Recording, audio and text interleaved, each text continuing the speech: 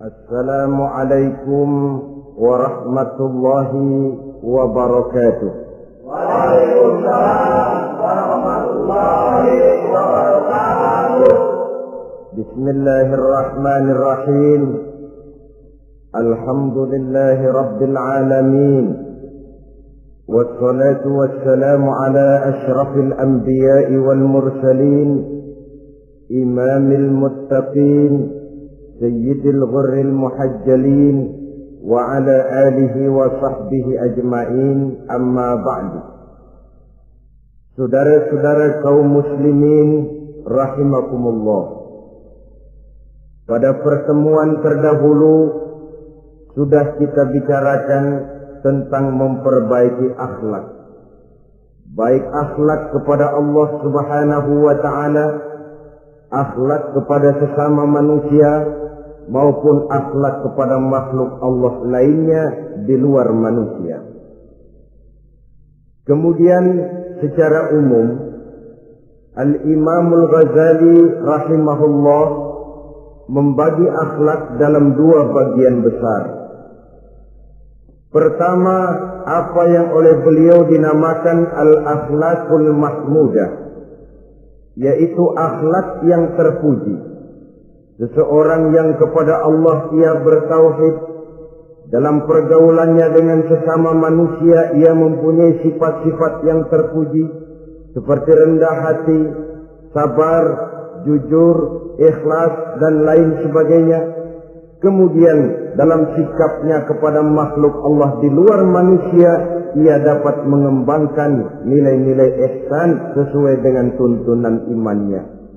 Ini seluruhnya dinamakan al-akhlaqul mahmudah atau akhlak yang terpuji. Kemudian yang kedua oleh beliau dinamakan al-akhlaqul mazmumah, yaitu akhlak yang tercela. Seseorang yang di dalam sikapnya kepada Allah mempunyai sifat-sifat kufur, baik dalam bentuk kemusyrikan, kemunafikan, atau hal-hal yang bisa menyebabkan ia menjadi murtad. Lalu dalam pergaulannya dengan sesama manusia, ia mempunyai sikap yang tidak terpuji, sombong, ria, ujub, dusta, khianat, suka menggunjing dan memfitnah, dan lain sebagainya. Sedangkan sikapnya kepada makhluk Allah di luar manusia, ia senantiasa menimbulkan kerusuhan. Itu seluruhnya dinamakan dengan al-akhlaqul mazmumah atau akhlak yang tercela. Untuk memperoleh akhlak yang baik, yang dalam bahasa populernya dinamakan al-akhlaqul karimah, para ulama sufi memberikan tuntunan. Pertama, melalui jalan yang disebut tafalli. Yang kedua, tahalli. Dan hasilnya nanti akan membuahkan tajalli. Takhalli artinya mengosongkan diri dari segala macam sifat yang tercela. Sombongnya dibuang, riyaknya dihilangkan, suka fitnahnya musnah, dustanya hilang. Itu semuanya dinamakan takhalli, mengosongkan diri dari seluruh sifat-sifat yang tercela. Apabila ini sudah berhasil dilaksanakan oleh seseorang, ia naik kepada tingkat yang selanjutnya dinamakan tahalli. Tahalli artinya menghiasi diri dengan seluruh sifat-sifat yang terpuji. Bila sombongnya hilang, berganti dengan tawadhu. Bila dustanya hilang, berganti dengan jujur. Bila khianatnya hilang, dihiasi hatinya dengan amanah, dan begitu selanjutnya. Hasil daripada tahalli, menghiasi diri dengan segala sifat-sifat yang terpuji, akan mengantarkan orang untuk sampai kepada tajalli, bisa menyaksikan kebesaran Allah Subhanahu wa ta'ala. Maka pada pertemuan kali ini kita akan mulai dengan yang pertama, tahalli, mengosongkan diri dari seluruh sifat-sifat yang tercela, menjauhkan diri dari semua akhlak-akhlak yang tidak baik. Dan pertemuan ini akan kita mulai dengan membicarakan dusta dan akibatnya. Saudara-saudara kaum muslimin rahimakumullah. Salah satu nikmat yang diberikan Allah kepada kita makhluk manusia dalam hidup ini adalah kemampuan untuk berkata-kata. Kemampuan menyalurkan hasrat hati dan keinginan jiwa melalui ucapan dengan bahasa sebagai alat komunikasi. Sehingga orang lalu berkata bahwa al-insan adalah hayawanun natiq. Manusia sebenarnya adalah binatang juga. Cuma saja manusia binatang yang pandai berbicara. Oleh karenanya ini merupakan satu nikmat yang sangat besar yang perlu kita syukuri. Lidah bisa menempatkan seseorang pada posisi yang tinggi. Lidah juga bisa menempatkan orang pada posisi yang paling rendah. Karena lidahnya orang dipuji, karena lidahnya orang dicaci maki dan dicela. Pendeknya seperti kata pepatah, al-lisan saghirul jirmi azimul jurmi. Lidah itu walaupun kecil bentuknya tetapi besar akibatnya. Hampir sebagian besar dari kesulitan-kesulitan yang menimpa manusia pada mulanya disebabkan oleh lidahnya. Sehingga pepatah mengatakan salamatul insan fi hifdzil lisan. Manusia akan selamat apabila dia pandai menjaga lidahnya. Seperti orang kita bilang, lidah tidak bertulang. Artinya bicara kadang-kadang demikian enak, bicara kadang-kadang demikian nikmat, tidak terasa akan membawa akibat yang tidak pernah kita perhitungkan sebelumnya.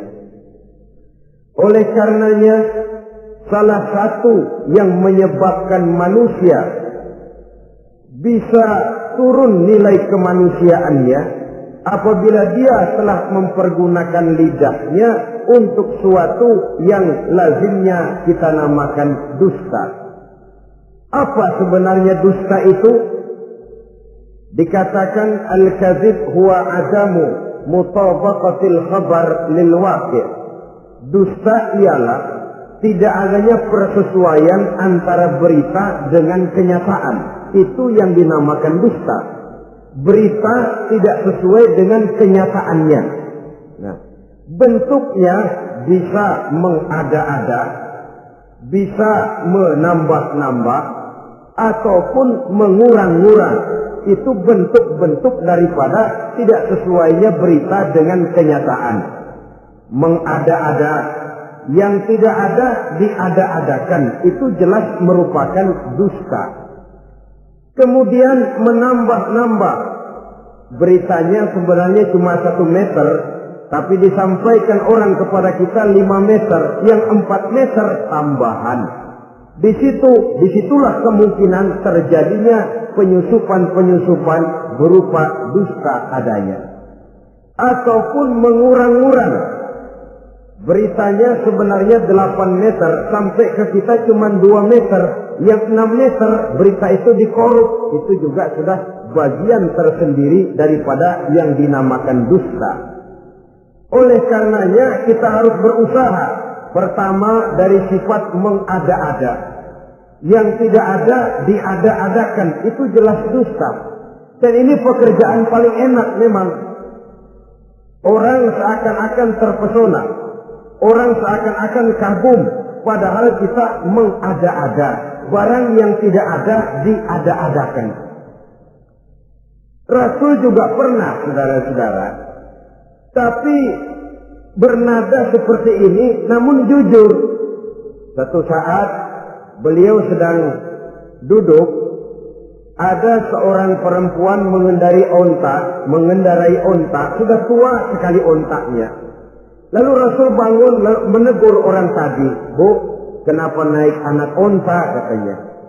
Perempuan ini bilang, "Ya Rasul, yang saya kendarai ini bukan anak onta, tapi biang onta."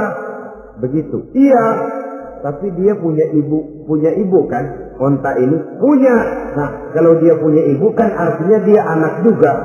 "Ya memang." "Nah, kalau begitu kan artinya ibu memang naik anak onta." "Lah ya iya kalau itu sih." Kelihatannya mengada-ada, tapi memang benar begitulah adanya. gurau untuk menghidupkan suasana, tapi tidak terlalu berlebih-lebihan. Yang kedua, jenis daripada dusta itu menambah-nambah. Ini juga paling enak. Orang sering bilang, kalau kita ngirim duit, jangan harap kurang, jangan harap tambah. Tapi kalau kita ngirim berita, jangan harap kurang. Duit kita kirim kepada orang, jangan harap tambah. Kurang, jangan harap kurang. Atau jangan harap tambah, kurang bisa. Tapi kalau berita kita kirim kepada seseorang, jangan harap kurang itu berita, nambah bisa. Atau kemudian mengurang-urang, ini juga termasuk jenis daripada dusta. Baik mengada-ada atau menambah-nambah, kemudian mengurang-urangi, seluruhnya merupakan pekerjaan yang paling enak. Kita anggap sesuatu yang biasa, padahal akibatnya nanti akan menjadi luar biasa. Saudara-saudara kaum muslimin rahimakumullah. Apa bahaya dusta dalam kehidupan manusia? Pertama, bagi dirinya sendiri. Orang yang berdusta sebenarnya sudah membahayakan dirinya sendiri. Apa bahayanya? Pertama, ia akan dikucilkan dari pergaulan. Sekali dia berdusta, orang mungkin masih percaya. Dua kali dia berdusta, orang mungkin masih bisa mentolerir. Tiga kali dia berdusta, orang ngecap. Ini memang udah wataknya nih. Hobi dah kalau begini. Akhirnya dia dikucilkan dari pergaulan. Lain hari, walaupun dia serius bicara, orang nggak lagi nanggapin sebagaimana yang semestinya. Dikucilkan dari pergaulan. Akibat apa? Akibat dari dusta yang dilakukannya. Akan merugikan dirinya sendiri. Ada satu cerita, saudara. Seorang pengembala kambing sedang mengembalakan kambing di tanah lapang. Satu hari iseng dia sendirian. Ini orang kampung pengen tahu dibohongin. Teriak dia, tolong ada serigala, ada serigala. Mendengar teriakan ini karuan, satu kampung orang nyaris keluar semua. Yang bawa pentungan, yang bawa golok, yang bawa pisau. Mana serigalanya mana? Ini pengembala tadi nyengir. Kagak ada. Gua bohongin lo. Sudah, pulanglah orang kampung ini. Sekali, besoknya begitu lagi. Keluar lagi orang kampung, ternyata juga tidak ada serigala. Pada hari yang ketiga, serigalanya benar-benar datang. Si pengembala tadi pucat, lalu teriak-teriak, tolong ada serigala datang. Nah orang kampung udah nandain. Dua kali kita dibohongin, ini paling dia bohong lagi. Satu pun tidak ada orang kampung yang keluar untuk menolong. Akhirnya kambingnya habis dimakan oleh serigala. Yang rugi dirinya sendiri. Satu kali dia bohong, orang percaya mungkin. Dua kali dia bohong, orang masih tolerir. Tiga kali dia bohong, orang nandain. Terkucil dari pergaulan akibat daripada perbuatan dusta. Oleh karenanya saya yakin tidak seorang pun di antara kita yang suka berteman dengan seorang pendusta. Karena apa? Seorang pendusta tidak akan segan-segan menjual temannya sendiri. Mengkambing hitamkan temannya sendiri. Artinya juga merusak pergaulan di dalam kehidupan ini. Penyakit yang bahaya yang kedua bagi diri orang yang berdusta itu sendiri, sifat dusta menyuburkan watak munafik. Nabi bersabda, ayatul munafiki salatun. Tanda-tanda orang munafik itu ada 3. Tandanya, biasanya kalau tandanya ada, ya munafiknya insya Allah ada. Apa tanda orang munafik itu? Pertama, iza haddatsa kadzdzaba. Apabila berbicara selalu bohong. Belum pernah kalau bicara enggak bohong. Bohong itu sudah jadi lalapnya. Artinya enggak sumbrah ngomong kalau enggak dicampuri bohong. Seperti kurang enak makan kalau tidak pakai lalap. Ada saja bohong yang dibuat-buatnya. Ini ciri atau tanda daripada orang-orang munafik. Apabila berbicara selalu berdusta. Satu. Yang kedua, wa iza wa'ada akhlafa. Apabila berjanji dia selalu ingkar. Selalu ingkar tanpa uzur yang dibenarkan oleh syar'i, itu termasuk ciri daripada orang-orang munafik. Karena itu kita oleh agama diajarkan jangan memastikan sesuatu. Pernah Rasulullah ditegur oleh Allah Subhanahu wa taala ketika datang orang bertanya, "Ya Rasul, Ashabul Kahfi itu sebenarnya berapa orang jumlahnya?" Ada yang bilang 5 orang, 6 dengan anjingnya. Ada yang bilang 6 orang, 7 dengan anjingnya. Ada yang bilang 8 orang, 9 dengan anjingnya. Yang benar yang mana Rasul? Rasul menjawab, besok. Jawabannya besok. Kenapa Rasul berani mengatakan jawabannya besok? Sebab beliau ngandelin. Biasanya kalau ada pertanyaan dari umat, lalu turun wahyu sebagai jawaban atas pertanyaan tadi. Sudah. Besoknya dari pagi Rasul nunggu wahyu turun. Enggak turun. Besok nunggu lagi. Enggak turun juga. Bingung. Sekali turun malah negur beliau. Wala taqulanna li syai'in inni fa'ilu dzalika ghadan illa ayyasha Allah. Kalau belum apa-apa Muhammad jangan berani ngeduluin. Besok. Semuanya hanya bisa terjadi dengan izin Allah. Illa ayyasha Allah. Oleh sebab itu harus diawali dengan insya Allah. Insya Allah besok saya pasti datang. Insya Allah ya karena kita beriman kepada Allah. Kepastian di tangan Allah. Pastinya karena kita memang berniat benar ingin datang. Kita kadang-kadang insya Allah ini jadi lalap sih. Asal dia bilang insya Allah udah tulen kagak mau dah. Besok ya, insya Allah enggak ya. Ini salah kaprahnya kita, saudara-saudara. Yang ketiga, ciri daripada orang munafik itu wa iza tumina khana. Apabila dipercaya, ia selalu berkhianat.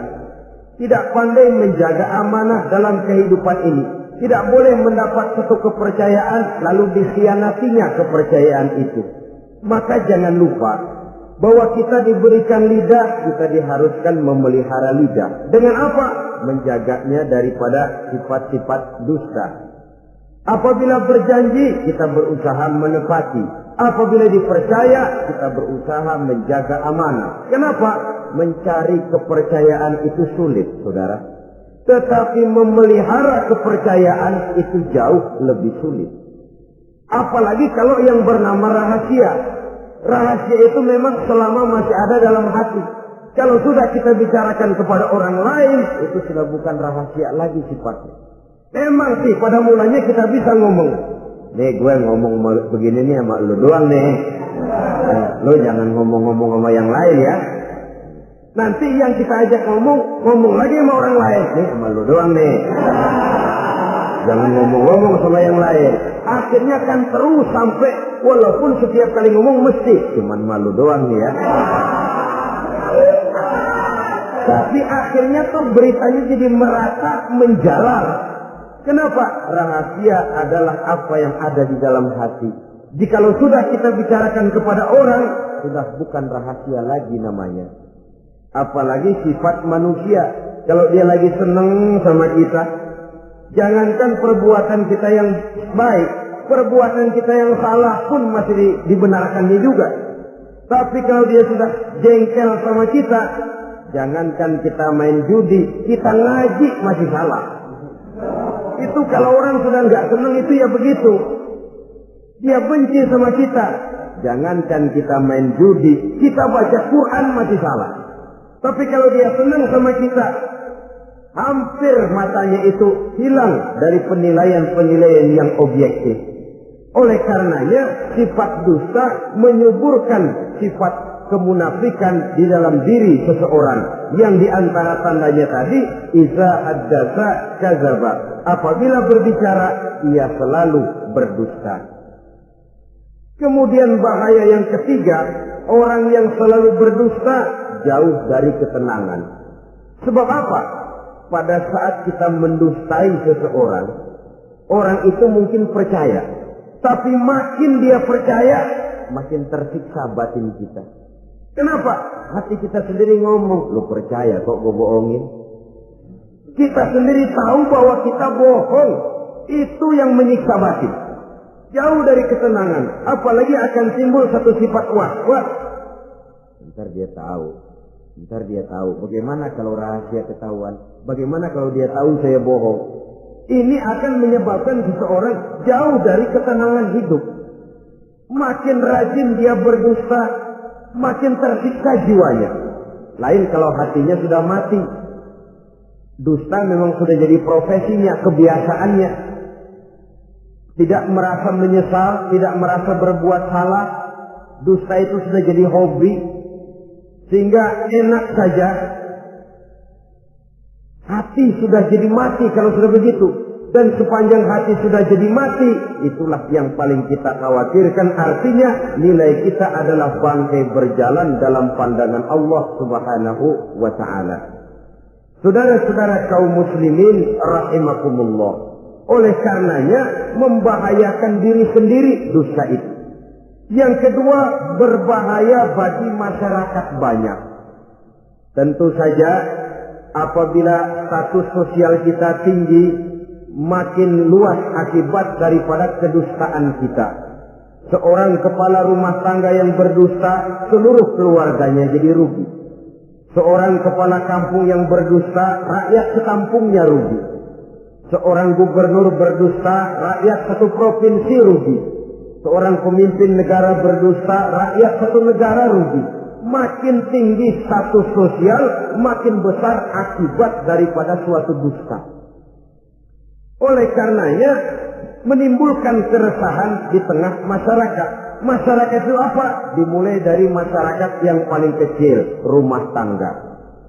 Kalau satu rumah tangga sudah diwarnai oleh sesuatu yang bernama dusta, maka ketenangan, ketentraman, kebahagiaan rasanya akan sulit terwujud di dalam rumah tangga itu sendiri. Seorang istri apabila sudah pandai mendustakan suaminya, maka itu sudah berarti memulai keresakan dalam kehidupan rumah tangga, menimbulkan benih-benih ketidakpercayaan.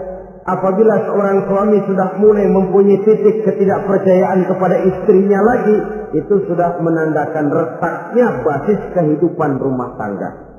Istri yang mendustakan suaminya, umpamanya diberikan nafkah, lalu mestinya sebenarnya sudah diperhitungkan cukup, uang masih ada, dikatakannya habis, dan lain sebagainya.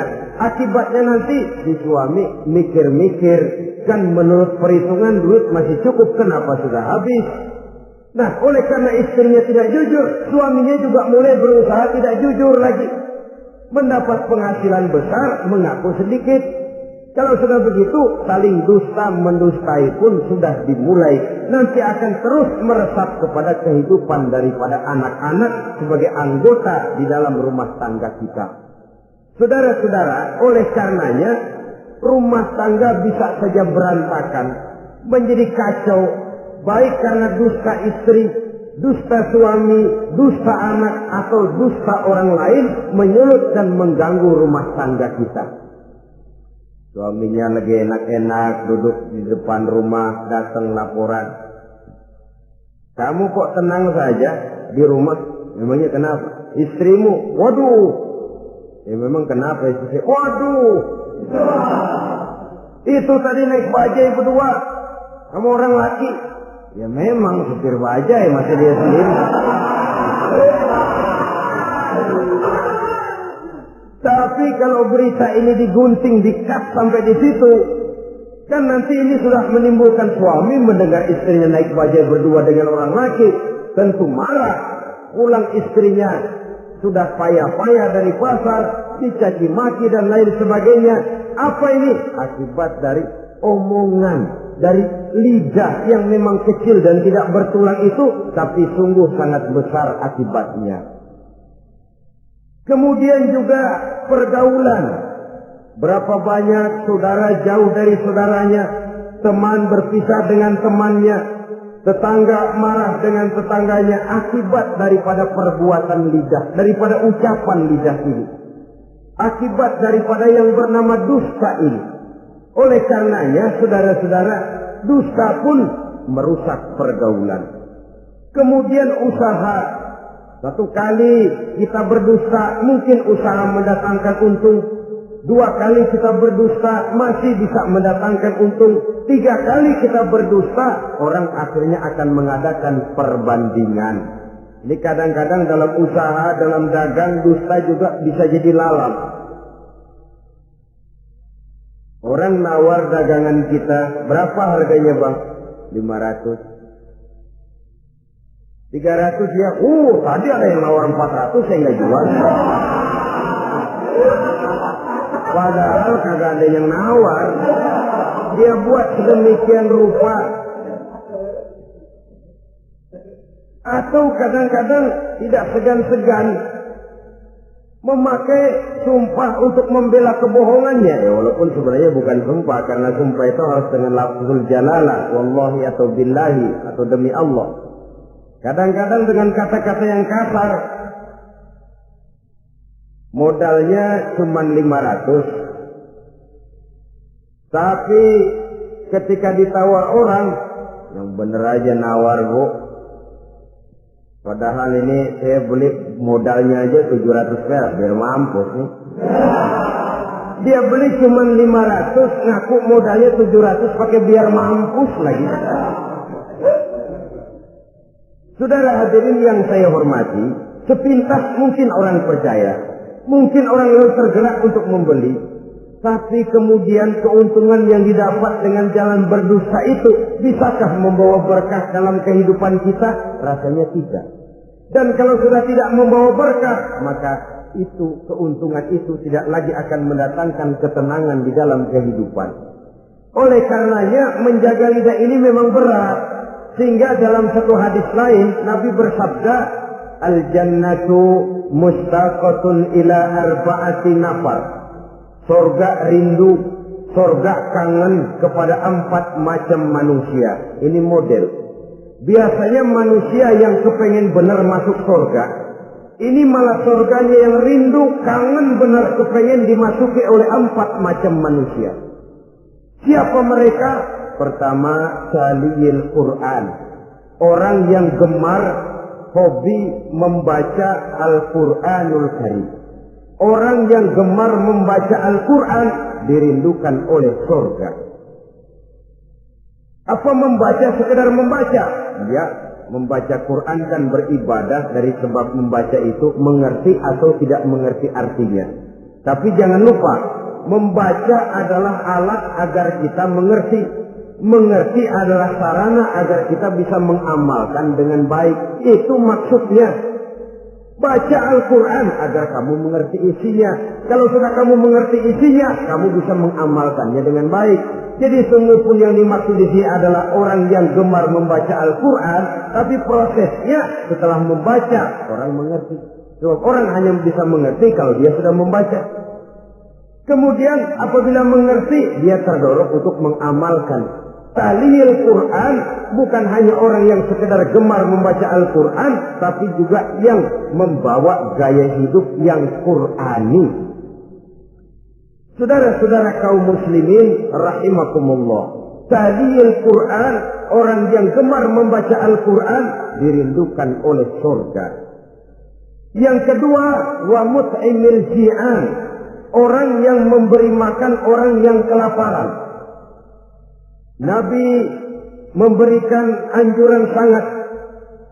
Siapa yang ingin dekat dengan aku di hari akhirat nanti, bersahabatlah ia dengan yatim, dengan piatu, dengan janda-janda tua yang miskin, perlu uluran tangan, mereka yang hidup di bawah garis kemiskinan. Bila diberikan kelebihan rizki oleh Allah, bersahabatlah dengan orang yang tidak mampu. Mut'imil ji'an, orang yang memberi makan orang kelaparan dirindukan oleh surga.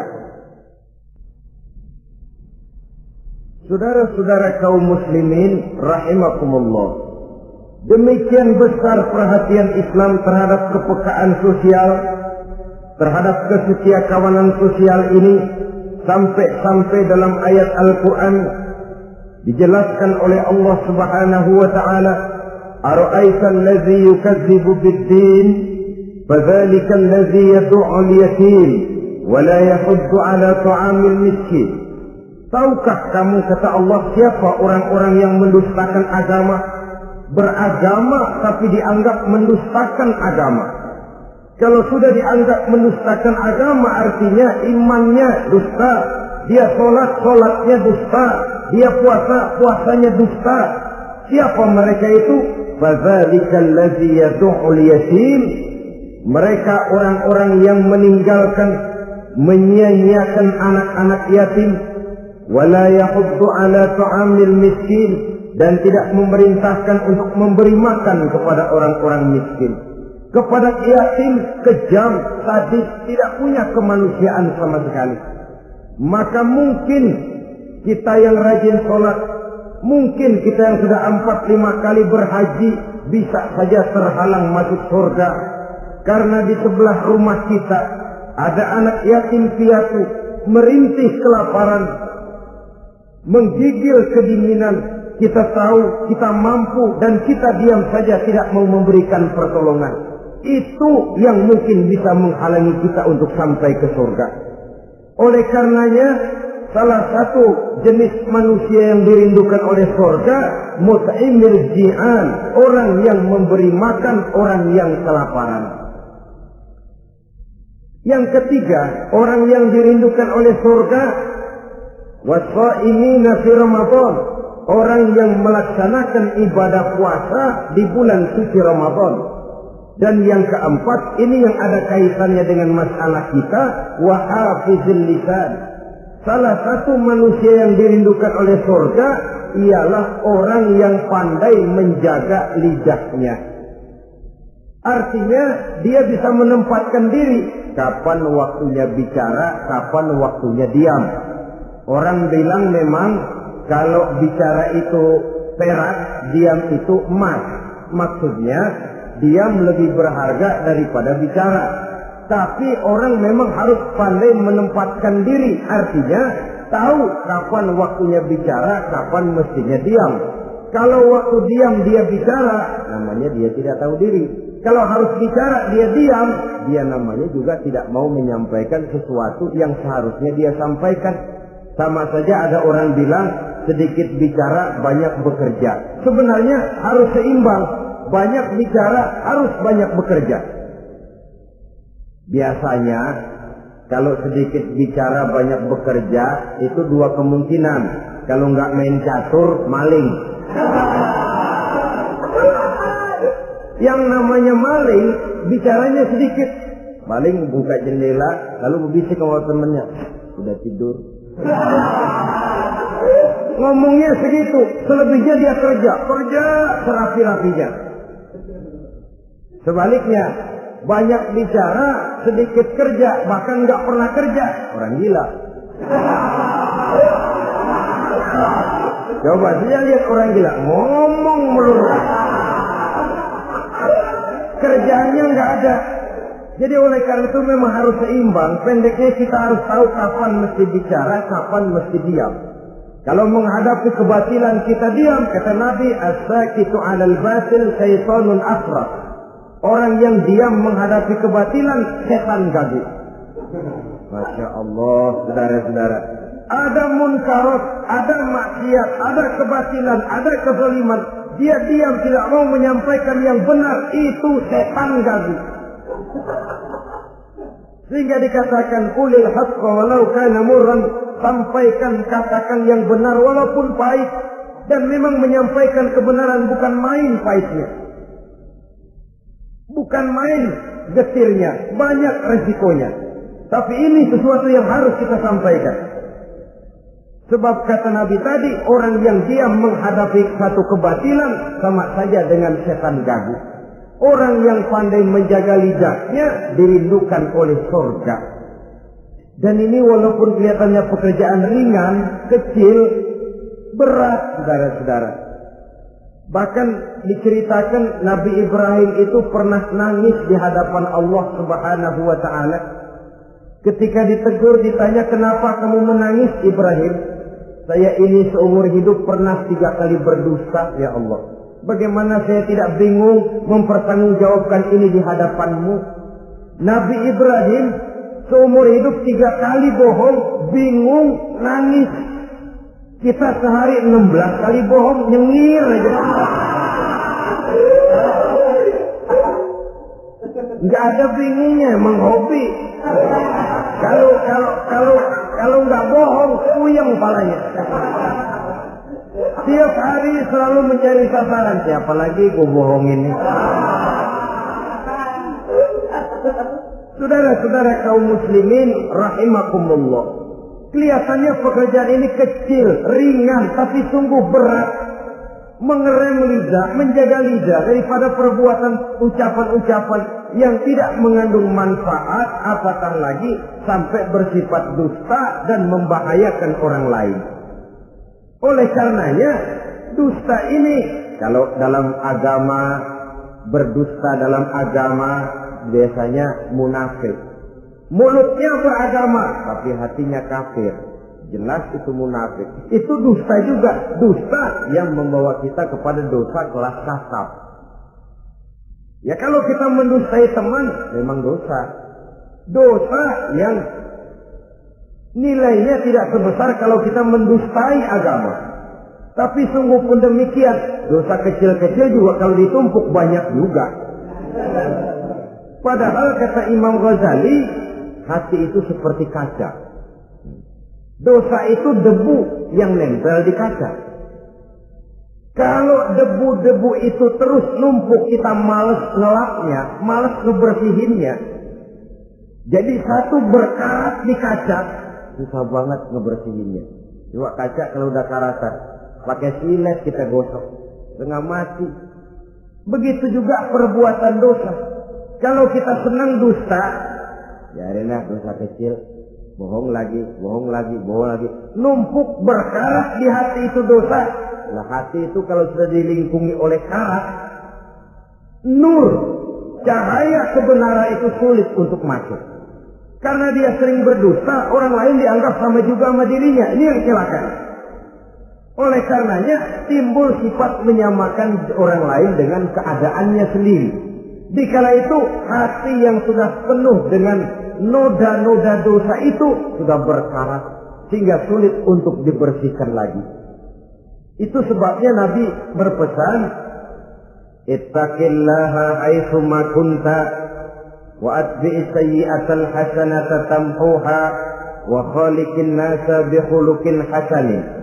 Bertakwalah kamu kepada Allah dimanapun saja kamu berada. Bertakwa dimanapun saja kamu berada. Di pasar takwa kita, di kantor takwa kita, di masjid takwa kita, di rumah tangga bertakwa kepada Allah dimanapun saja kamu berada. Kita sih kadang-kadang takwa juga, cuman musinan. Takwa kita pakai tempat. Asal lagi duduk di masjid, dengerin pengajian, denger kiai pidato, manggu takwa bener. Aduh. Keluar dari masjid, teler aja lagi.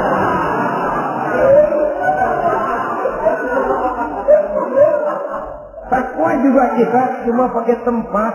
Nabi pesan dimanapun kamu berada, ittaqillah haitsu ma kunta. Bertakwalah kepada Allah dimanapun saja kamu berada. Wa atbi'is sayyi'atal hasanah tamhuha. Ikuti perbuatan salahmu dengan kebaikan, niscaya kebaikanmu akan menghapus kesalahan yang kamu kerjakan. Kalau sadar kita, ya Allah tadi berdusta, astagfirullah, perbanyak istighfar. Ikuti. Jadi begitu tuh kaca kena debu, lap. Kena debu lagi, dilap lagi. Kena debu, dilap lagi. Insya Allah tidak sampai berkarat. Jangan lalu nunggu. Ntar aja dah taubat, udah tua-tuaan dikit. Kayaknya umur dia yang ngatur. Saudara-saudara, oleh karenanya ikuti perbuatan salah dengan kebaikan. Terselip kita berbuat salah, iringi dengan sedekah. Terselip kita melakukan dosa, iringi dengan istighfar. Melihat sesuatu yang haram, astagfirullahaladzim. Lalu dipalingkan, jangan mulut astagfirullah, mata melotot terus.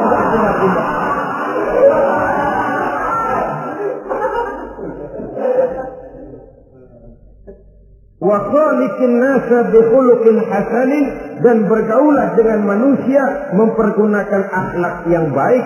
Ini pesan daripada Rasulullah sallallahu alaihi wasallam.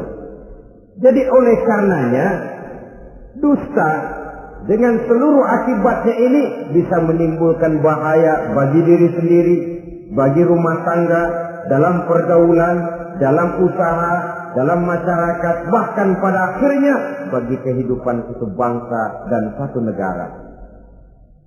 Lidah yang kecil tapi besar akibatnya bisa menyengsarakan manusia atau menempatkan manusia dalam satu posisi yang tinggi.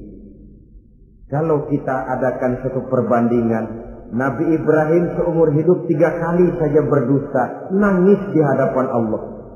Kita yang hampir tidak ada hari, ya kalau orang sekarang bilang tiada hari tanpa olahraga. Rasanya kita kalau mau jujur bisa juga bilang tiada hari tanpa bohong. Pernahkah kita menangis menyesali dusta yang sudah kita lakukan? Berapa banyak orang yang sudah kita janjikan kita gantung dengan janji itu. Padahal dia punya hajat yang demikian sangat bergantung kepada kita. Tapi lidah ini enak saja. Gampang dah. Tar. Sok. Gampang dah itu mah. Beres dah beres. Enggak ada yang enggak beres. Semuanya kalau lidah kita beres, gampang, ntar, besok, enak, endah aja lah.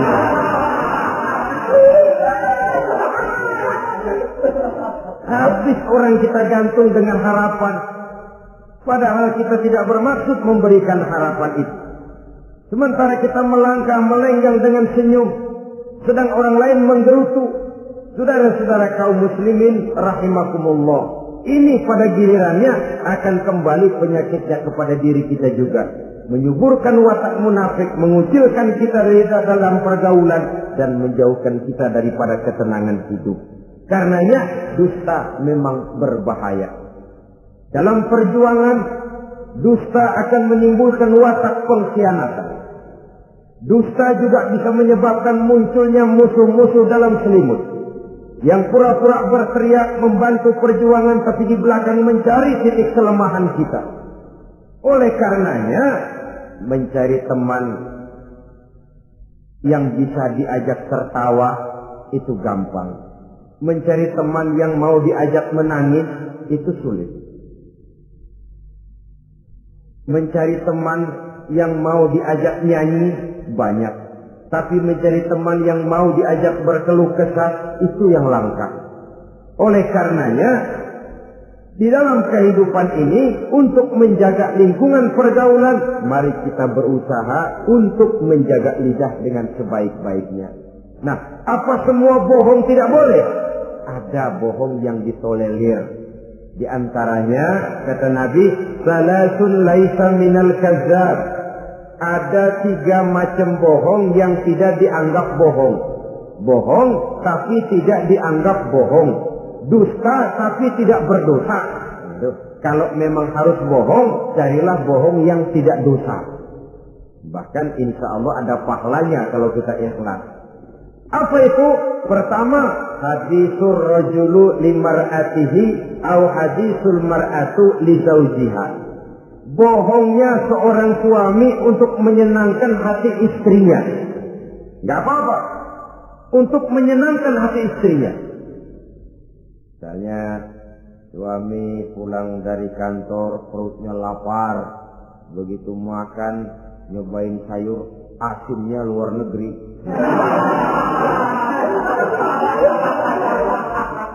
Baru dicobain sedikit, suaminya udah celam-celam, melotot matanya. Istrinya negor, bang sayur keasinan ya? Enggak. Soal keasinan bagus. Cuma tadi di kantor saya sudah diajak makan oleh teman, jadi masih kenyang. Simpan sajalah, nanti sore kita baru makan. Lapar, kesel, jongkok, tapi karena mau menyenangkan istri. Enggak. Atau sama saja dustanya seorang istri untuk menyenangkan hati suaminya. Bisa saja itu terjadi. Suaminya beli sendal buat istri. Mahal, padahal murah kena mahal. Warnanya gak enak dilihat, potongannya norak. Suami istri tahu kalau itu sendal murah. Suaminya tanya, bagaimana bu sendal yang saya beli? Waduh, cakep bener bang, luar biasa. Tangga kita mana ada yang pakai sendal begitu. Memang kagak ada, jelek.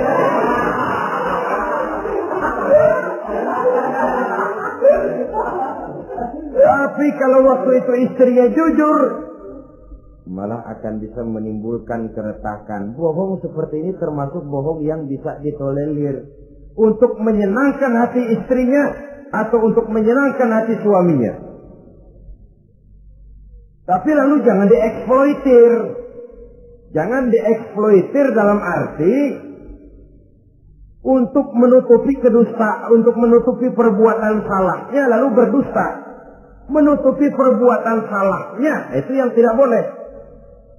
Sebab bagaimanapun ditutupi, perbuatan salah toh akhirnya akan naik juga ke permukaan. Yang kedua, al-kadzib li islahi zatil bain. Dusta untuk mendamaikan dua orang yang sedang berselisih. Itu boleh. Malah Raja Iblis, kalau ada dua orang yang sedang berselisih, marahan kita jadi tukang sulut, tukang ngipasin. Datang ke sana ngipasin, datang kemari ngipasin. Tidak mendamaikan. A marah sama B. Datang kita sama A katanya kamu marahan sama B. Ya itu B kurang ajar. Enggak begitu. Saya kemarin ketemu di si B, dia bilang kangen sama sampean, pengen ngobrol sama-sama. Padahal B enggak pernah ngomong apa-apa. Dia bohong, dia olah sedemikian rupa supaya orang yang berselisih jadi damai. Itu bohong yang berpahala malah. Yang ketiga, bohong untuk menyelamatkan jiwa seseorang. Itu boleh. Ada orang mau membunuh, PKI nyari ustad. Nah, kamu tahu rumahnya Ustadz Ano, kamu tahu? Tahu Pak. Gimana? Bapak mau apa? Mau saya bunuh dia, kurang ajar. Oh, orangnya nggak ada Pak. Mana? Nggak tahu, keluar negeri, keluarnya lagi kali dah. Jauh. Padahal orangnya ada di dalam, tapi dia berdusta untuk menyelamatkan jiwa orang yang sedang terancam. Itu malah boleh, bukan saja boleh, berpahala, malah berdosa kalau waktu itu dia jujur. Mau cari ustaz buat apa Pak? Mau saya bunuh? Ada Pak di dalam, ada.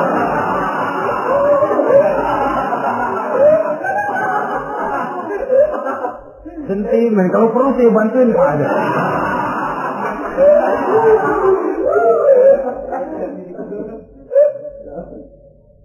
Hanya jenis bohong-bohong seperti ini yang bisa ditolerir. Itu akibat di dunia, saudara. Kita sudah bisa terkucil dari pergaulan, retak rumah tangga, usaha mengalami kebuntuan, masyarakat mengalami keresahan akibat dusta.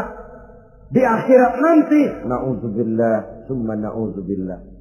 Kita baca dalam riwayat Mi'raj, Rasul melihat orang yang lidahnya menyengker ke tanah, digunting, putus, bersambung lagi, digunting lagi, putus lagi, bersambung lagi. Kadang dituangi dengan coran api neraka. Na'udzubillah, coran neraka. Kita nginjak puntung aja lompat. Ini mulutnya dituangi dengan coran dari neraka. Innalillahi wa inna ilaihi raji'un. Ya, tapi kalau dituangi coran begitu dari neraka kan terus mati sekaligus. Ya, kalau terus mati lumayan. Neraka itu kata Quran, kullama nadijat juluduhum baddalnahum juludan ghairaha liyazuqul azab. Tiap kali hancur kulitnya, kami buatkan kulit yang baru. Diazab lagi, hancur lagi, dibuatkan lagi. Untuk apa begitu? Liyazuqul azab, biar dia rasain. Kalau sekali kemplang mati mah enak. Pokoknya diazab di neraka, digejrot, mati, selesai. Lumayan. Ini nggak ada matinya. Penyet, bangun lagi, kemplang lagi, persis salam cemen.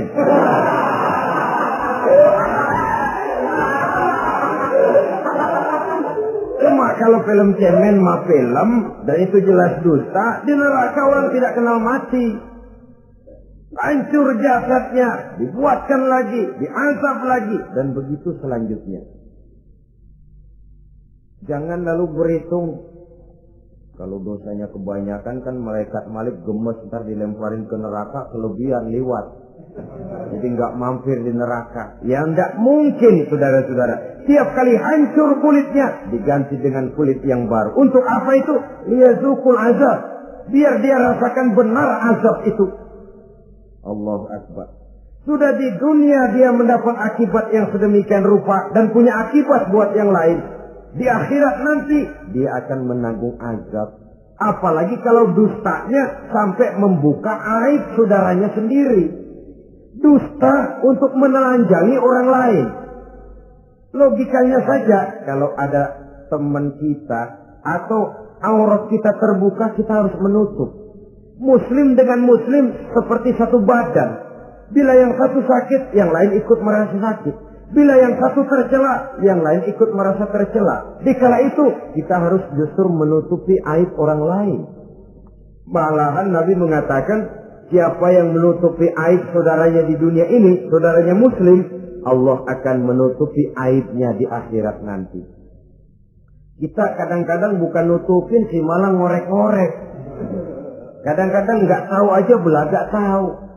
Ya, gue dengar anak. Banyakan dia ngipasinnya. Saudara-saudara kaum muslimin rahimakumullah. Begitu lidah yang suka berdusta digunting dari gunting api neraka, terpotong dibulatkan lagi, terpotong dibuatkan lagi, tidak henti-hentinya sampai kepada hari akhirat nanti. Karena itu berlindung kita kepada Allah. Jangan sampai diberikan lidah yang gemar berdusta. Tapi lidah yang gemar mengatakan yang benar walaupun terasa pahit. Mengucapkan kebenaran itu besar resikonya. Panjang jalannya, banyak akibatnya. Mencegah kemunkaran besar resikonya. Tapi itu harus kita lakukan. Setidaknya mencegah kemunkaran.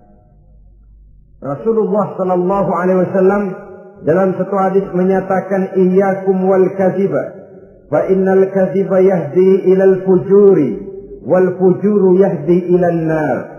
Hati-hatilah kamu daripada sifat dusta, sebab sesungguhnya dusta membawa kepada perbuatan durjana dan perbuatan durjana menggiring orang kepada neraka. Mula-mula memang ucapan, dari ucapan orang melangkah kepada perbuatan. Dan perbuatan itulah yang akan jadi penilaian Allah. Jikalau baik, dia akan menyebabkan kita ke surga. Jikalau tidak baik, perbuatan kita jugalah yang akan menjerumuskan kita ke dalam neraka. Dimulai dari suka berdusta. Akibat lidahnya gemar berdusta, perbuatannya pun merupakan perbuatan dusta. Suka pura-pura, mental munafik. Artinya hilang sifat kejujuran dalam dirinya. Apabila ini sudah melembaga dalam kehidupan seseorang, sulit dia melepaskan diri dari cengkraman dusta itu sendiri. Untuk jangka pendek di dunia ini maupun jangka panjang di akhirat nanti, dusta hanya akan membawa malapetaka bagi diri yang bersangkutan dan juga bagi orang lain. Benar kalau tadi pepatah mengatakan salamatul insan fi hifdzil lisan. Bahkan ada yang bilang kalau lidah lukai hati, kalau pedang lukai tubuh, masihkan ada harapan sembuh. Kalau lidah lukai hati, kemana obat hendak dicari? Kita tampar orang dengan tangan 2-3 hari, 2-3 jam bahkan sudah hilang bekas tamparan itu. Tapi kita tampar orang dengan lidah, dengan ucapan, seumur hidup dia akan tetap ingat. Kita bohongi orang, kapan ketemu dia ingat nih, dia nih. Nih yang kerjanya bohongin melulu. Gimana aja ada bohongnya. Kalau sudah dicap sebagai pendusta, kita memang nggak tahu, tapi tiap kita jalan orang iringi perjalanan kita. Pembohong, pembohong. Saudara, masyarakat ini punya hukum yang tidak tertulis, tapi lebih kuat dan lebih kejam daripada hukum yang tertulis. Sehingga lalu orang mengatakan sekali arang tercoreng di dahi, seumur hidup orang tak percaya. Ini artinya hukum masyarakat itu lebih kejam daripada hukum yang tertulis. Sekali kita dicap sebagai pendusta, lain kali kita mau benar-benar banget juga. Aku benar-benar banget ini, sumpah dah. Alah, sumpah lo udah lalap dah, udah laku. Ya Allah, kita sumpah pun orang gak percaya. Ya kalau binatang kita pegang ekornya barangkali. Tapi kalau orang jelas omongannya yang kita pegang. Nah kalau omongannya sudah nggak bisa dipegang, apanya lagi yang kita harapkan? Oleh karenanya saudara-saudara, lidah yang kecil bentuknya tapi besar akibatnya ini harus diisi dengan nilai-nilai iman. Lidah yang sudah dimasuki nilai iman akan berat untuk berdusta, berat untuk memfitnah, berat untuk menggunjing, ringan untuk mengucapkan yang baik, ringan untuk zikrullah, ringan untuk baca Quran, ringan untuk musyawarah terhadap hal-hal yang baik. Lidah yang ada imannya, aduh berat saja kalau sudah memfitnah orang, berat kalau harus menggunjing orang. Tapi lidah yang belum ada imannya, nyelonong saja, licin kalau diajak fitnah, licin kalau diajak ngata-ngatain orang, licin kalau diajak mengadu domba orang lain. Dan ini akan berakibat nantinya timbulnya keretakan, keresahan sejak dari pribadi, rumah tangga, masyarakat luas. Akibat apa? Dusta. Dari sekian dusta yang paling kita khawatirkan adalah kalau kita sampai dicap oleh Allah sebagai pendusta agama. Beragama tapi dianggap pendusta. Agama sekedar lipstik, agama sekedar dekorasi, agama sekedar penghias kartu tanda penduduk, tapi hidup jauh dari tuntunan nilai-nilai agama. Pendusta-pendusta agama semacam ini pada gilirannya akan terkena penyakit yang disebut munafik. Iman lidahnya tapi kufur hatinya. Islam ucapannya tapi kufur perbuatannya. Nah, ini resikonya sangat besar. Adapun dusta-dusta kepada orang lain, dosa ya dosa, tapi dosa yang mudah untuk bertaubat. Kalau saya katakan mudah untuk bertaubat, saya bukan merangsang kita untuk berdusta, bukan. Tetapi jangan lupa seperti saya katakan tadi, bagaimanapun ringannya satu dosa, kalau ditumpuk dan ditumpuk, dia akan berurat, berakar dan berkarat di hati kita. Mudah-mudahan ada manfaatnya. Terima kasih atas segala perhatian. Mohon maaf atas segala kekurangan. Usikum wa nafsi bitaqwallah. Wassalamualaikum warahmatullahi wabarakatuh.